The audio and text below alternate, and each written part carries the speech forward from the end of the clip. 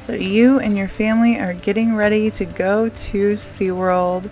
You have so many questions on everything, and I'm here to give you as many answers as I possibly can with them, as well as share my own personal tips and information on what to do. Please like, subscribe, and share this video because I absolutely love giving out this information. I'm there all the time, and if you leave things in the comments, I will read them immediately, even if you're there at the park. So let's get right into this. Number 1, plan your day. Alright, so the very first thing you're going to want to do is plan your day. This is going to make things so much easier, I promise. So go to the website, look up the schedule, and see the show times, and plan things around that. Also, make sure to look at the times for Orca Encounter. That is the busiest show as well as the Beluga show, so if you're only seeing it once, then the other times give you a good idea of when to do things that involve long lines like rides or even restaurants and eating. After looking at that, go ahead and print out your passes, tickets, and the schedule. You can also print out the map. Here in the video, I am showing you how to do this. They do have maps in SeaWorld. Sometimes they run out very quickly, sometimes they have a lot of them, and most of the time it's just better if you do it on your own. Number 2, parking. So as important as you wouldn't think this information is, it's actually extremely important, and you're really going to like what I have to tell you with it. So general parking is $32 unless you get it included with your pass. General parking, as you can see, is everything that is not highlighted. For $10 more, which is $42, you can pay for up close parking, which is highlighted in blue. If you are handicapped, you need to get there very early. These spots run out very, very quickly, and I mean extremely fast. So your next bet would definitely be to do up close parking. This next spot I'm going to show you real quick is directly across from up close parking. It is still general parking, and it is the one highlighted in blue. Because it's directly across from it, it's probably the best place to park because it is the closest for general parking. Now, as far as when to arrive at this park. So what I'm showing you right now is a video that I took when going into the park. The park opens up at about 10:30. This was at 11. So you want to get there as soon as possible. And I mean as soon as possible, especially during the summer. This place gets packed, it gets crowded, and if you are not there early, you will be stuck in these lines for about a mile, and that will take up a good hour just depending on how the flow of everything is going. So just get there as early as you possibly can. Number 3, best food tips ever. So the main question that I always get is, can you take food into the park? No, you can't, but you can bring a cooler and put it in your car, and a lot of people like to go out to the parking lot and have a picnic out there or eat in their vehicle. You are allowed to do that. You can bring food into the parking lot, just not into the park. You can possibly get away with taking some snacks and things like that in your bag, but other than that, just don't bring it into the park. It's not worth it. The other thing that is also not worth it is the Dine All Day Pass. Let's be real. You and your family are not going to SeaWorld to eat all day, and it will end up just being a huge waste of money for you. Now, again, there are other alternatives to getting the Dine All Day Pass. You can eat in your car. You can even leave the property and go eat at McDonald's or Rudy's or whatever else they have outside of the park. Yes, the moment that you pay for parking, just show them your receipt when you come back in, and you will have your parking all day.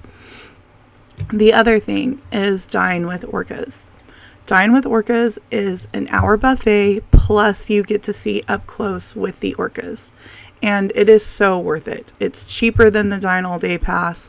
You have so much food to choose from, and it's actually good food.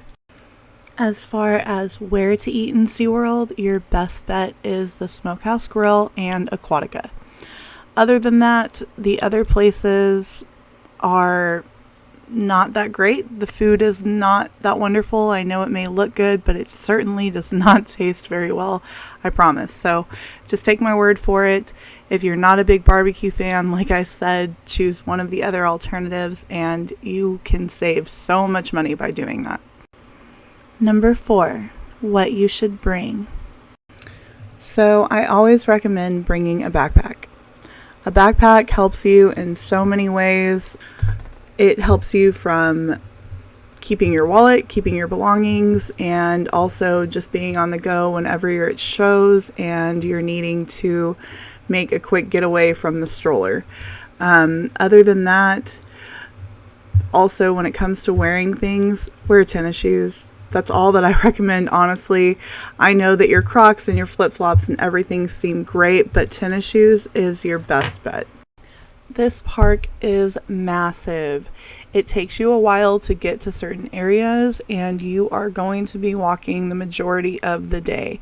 Now, as far as comparing it to something, I can tell you right now, it is way bigger than Fiesta Texas. And you are going to want to also bring sunscreen and a bottle of water. Bring a cup with you. Water and ice are completely free, and it's something that will save you a ton of money. You have no idea. So just understand that, yes, water and ice are free. Bring sunscreen and wear tennis shoes, and you will do just fine. Number 5, rides. So the best thing that I can tell you with rides are to definitely get the quick queue if you are in Aquatica. Sometimes, depending on what day you're going, you don't really need the quick queue for SeaWorld. It is best to get either way. It does save you a lot of time, but thankfully this isn't Disneyland, so it's not as crucial as you would think. Another thing, you need to look at the show times. The show times are important when it comes to rides because there are 4 orca shows during the time of summer when SeaWorld is open. When those shows are going on, they are the most packed. That is the biggest audience that you are going to have. And it's good to look at them because that will tell you another time to go stand in line for rides because you're not going to have to wait that long. As you can see in this video, this place is packed. So it's taking most of the people away from rides and everything else that you would have to stand in a line with, even with food.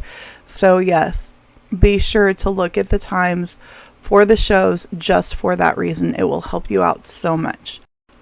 Another thing to remember is that if you are going by yourself or you're going with people that can't hold your stuff while you want to get onto a ride, you're going to have to get a locker.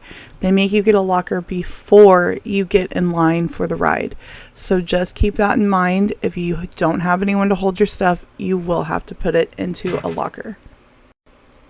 As far as height limit for the rides, it's 48 inches. Other than that, it's like that for every single ride. So 48 inches and above, you can go on the ride. The last thing I'm going to talk about with rides is the accessibility pass. The accessibility pass is available at SeaWorld. They do offer it. If you're needing it, you have to go through customer service online or in person, and they will give you this pass to where you're able to go through the exit with up to 3 people in your party. So it's you and 3 other people are able to go on the rides together through the exits. You would have to look to see which rides are available for accessibility. I believe it's all of them, but do not take my word for that. Unfortunately, this is not offered in Aquatica. It is only in SeaWorld. If you have any other questions about that, just leave it in the comments and I'll get back to you as soon as I can. Number 6, shows. So the first thing that I'm going to tell you with shows is you want to be there 30 minutes before they start. At least 20 to 30 minutes before they start. These shows get really packed really quick, and trust me, you won't regret waiting in a line. I know that it gets tiring, but it's something that you really want to get done and do, especially for the orca encounter. The next one would be the splash zone. So this is really important. I understand that it doesn't really seem like they're going to get you whenever you're walking down those stairs, but trust me, they do. And I don't want to worry you, it is fun, but there can also be a lot of chaos that happens when this goes on. You have people running back up the stairs, you have kids screaming and crying. It's not the most pleasant sight because this water is freezing and it does shock you, trust me. So if you want to sit there, go for it, but just prepare yourself. Another thing, if you have small infant children, and I mean little, I mean infant, toddler, I really wouldn't recommend taking them down there. As you can see in the video, this is the splash zone and it can get crazy. So please just keep that in mind. I'm not trying to scare you. I do want you to have a good experience, but that is why I show this, because I just want you to be mindful and know. Now, this is just the orca show that I'm talking about. As far as it goes for the beluga show, they don't really get you wet there, so sit in the splash zone all you want. And as far as the seal show, I would say it's probably about maybe 5 seats up. Another thing with shows is reserve seating. Reserve seating, I promise you, is not worth the money. You don't need it. They are awful seats. So please do not waste your money on this. The places that they put you in any show, and this is for any show, it's just not worth it. It is not worth it, I'm sorry. So please just don't pay for it. You can find your own seating and it will be so much better. I promise. Everybody hates reserve seating. Number 7, animal encounters and experiences. Okay, so with all of these, I definitely recommend these. I think that they're great. I think it adds to your SeaWorld experience, especially if you have little ones. I know that they always want to feed and touch the animals, and this is the best way to do it. So I'm going to help you out with it. There are animal tours and there are interactions. With an interaction, you are basically getting in the water. You're feeding the animals, you're touching the animals, you're playing with the animals, and they are way more expensive. With a tour is cheaper. You are learning about the animal, feeding the animal, and touching the animal. Now, you're not getting in the water, but they are cheaper, and I would recommend the beluga whale tour above any of them. The orca tour is great as well, and so is the penguin interaction. If you are going to do a penguin interaction, do it over the tour. It is so much fun. You actually get to go in the habitat and be with them, as you're seeing in this video now, as well as the puffin interaction.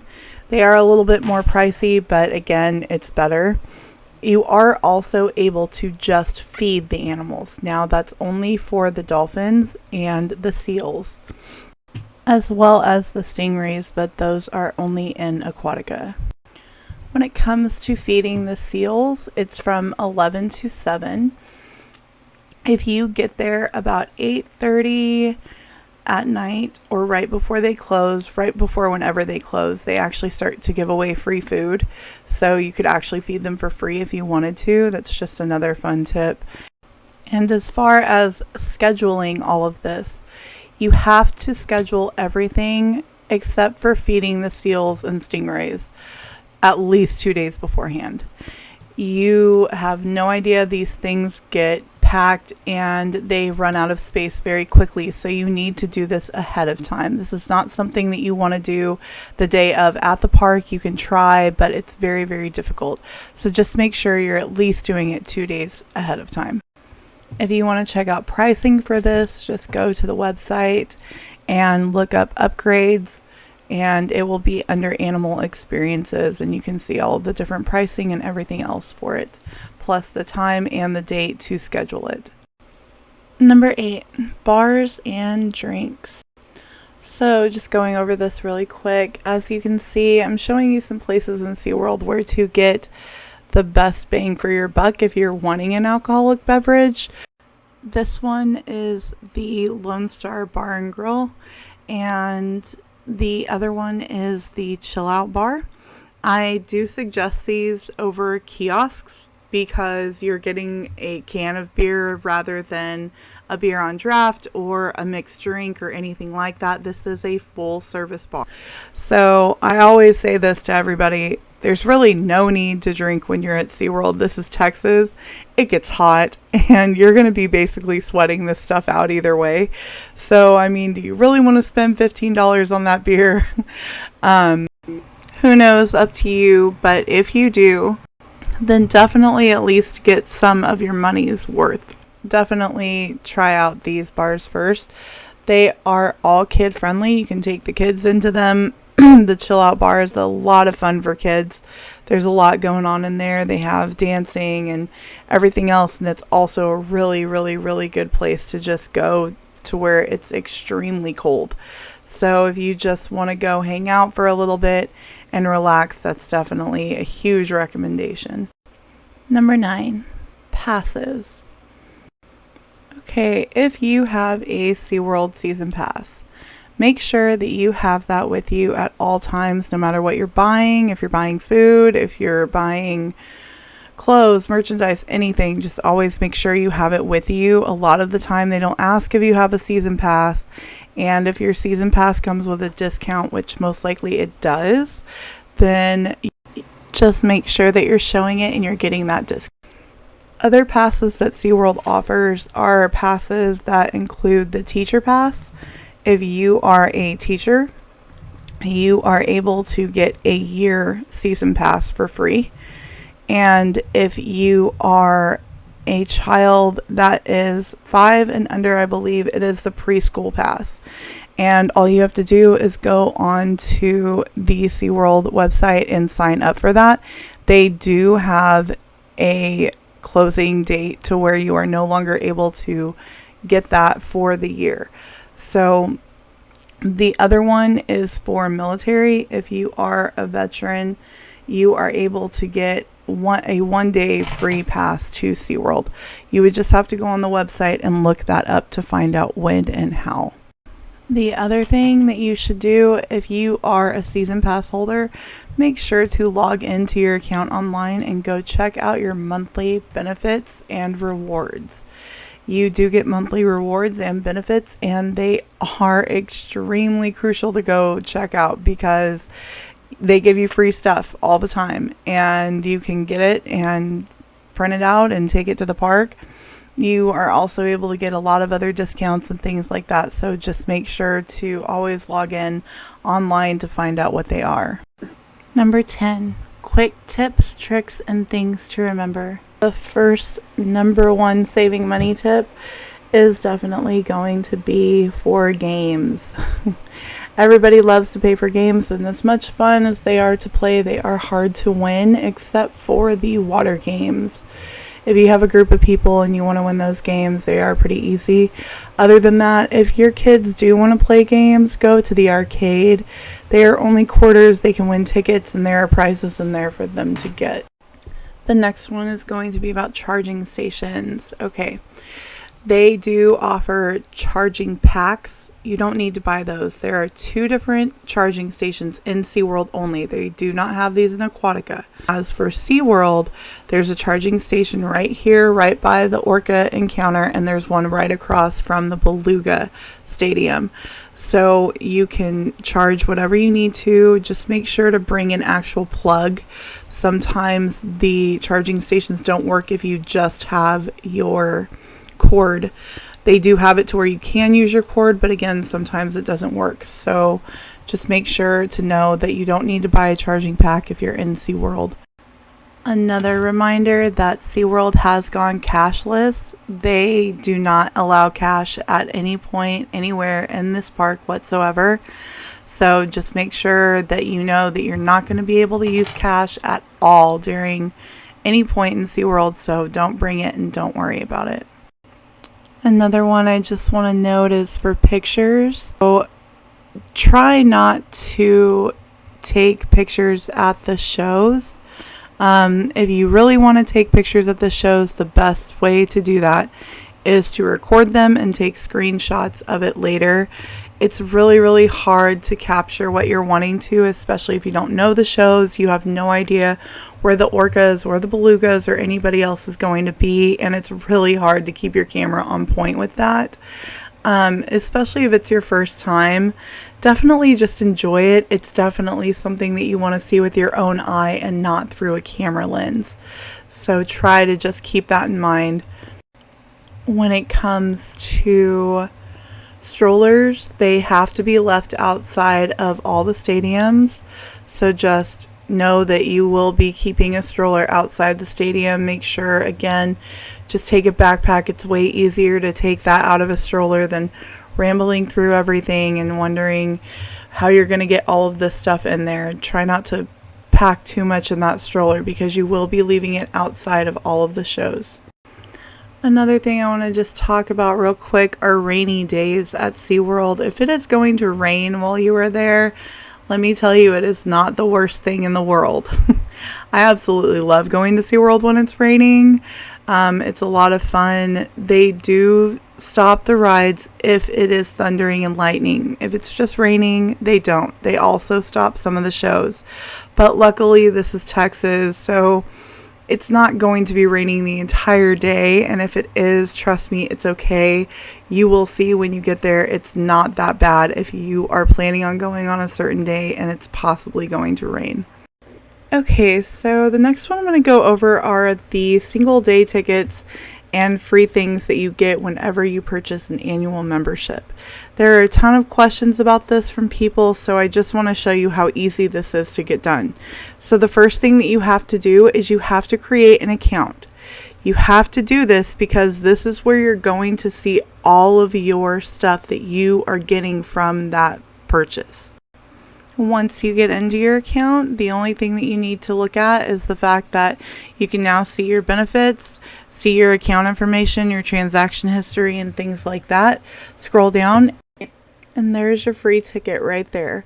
So your other tickets are also below that. I just didn't scroll down to really show you anymore. Anything else that you have that are rewards, your offers, your benefits, they are all going to be on your account. All of the rules are there. This expires October 1st, 2023. It's non-refundable. You can check out all of that whenever you have a chance. But trust me, it's really, really easy. From there, just put this in your cart and check out, print it, and now you have it. And it is that simple. And that is why creating that account is so important, because again, you don't want to miss out on things that you possibly could be, like your monthly rewards and things like that. Trust me, they are worth it, and they give you a lot of things every month, and it's more than just what the main offers are. Another one is remembering that Discovery Point is free. It is with the dolphins and the aquarium.